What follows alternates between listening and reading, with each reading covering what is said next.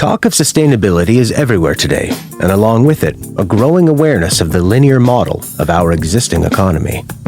This linear economic model is captured in the popular description of the economy as a process of take, make, and dispose. We take natural resources from our environment, produce a product, and push it out to end users who then dispose of it.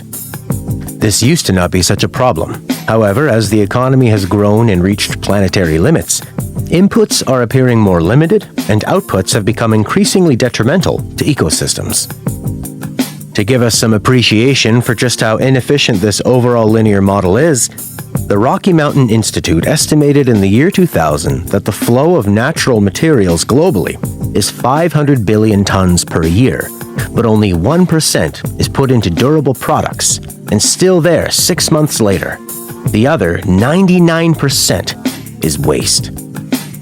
As limits are increasingly met, the emphasis is now shifting from an economic model that is organized around gross throughput of material and energy in a linear fashion, to a new kind of circular economy which shifts the focus to the internal organization of processes within which resources are used.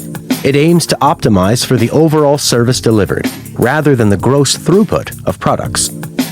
The circular economy is all about identifying and closing loops so as to create self-sustaining systems where producers and consumers are closely coupled to enable constant feedback.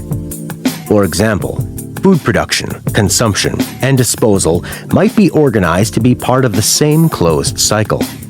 To do this, industries are studied as industrial ecologies so as to identify where and how resources and energy flow through them, where they are lost, and where processes could be interconnected to reduce those losses.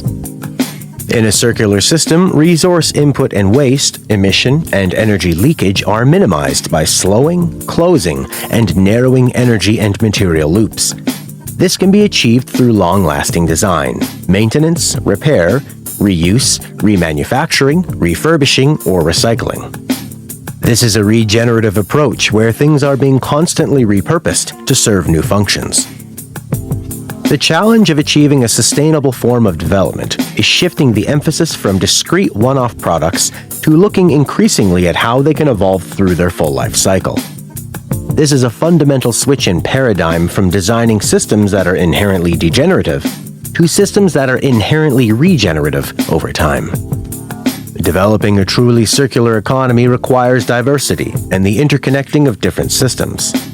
Systems and processes that are all the same consume the same resources and produce the same outputs without the capacity to recycle them. It is only by connecting different systems in the right way that we can harness their diversity to create synergies between them. The circular economy shifts the locus from things to the synergies between them. Our existing linear economy is a product of analytical thinking, where we divide everything up and separate everything out so as to focus on specific activities and achieve economies of scale. We put housing all in the residential area, factories in the industrial zone, food production in farms, etc. In contrast, the circular economy is about integration so as to enable feedback loops and synergies. As Gunter Pauli notes, it is about using the resources available in cascading systems. The waste of one product becomes the input to create a new cash flow. Things in this circular model become multifunctional. Instead of a building just serving a housing function, it becomes also an energy producer and consumer, a food producer and consumer. It may function as entertainment and recreation.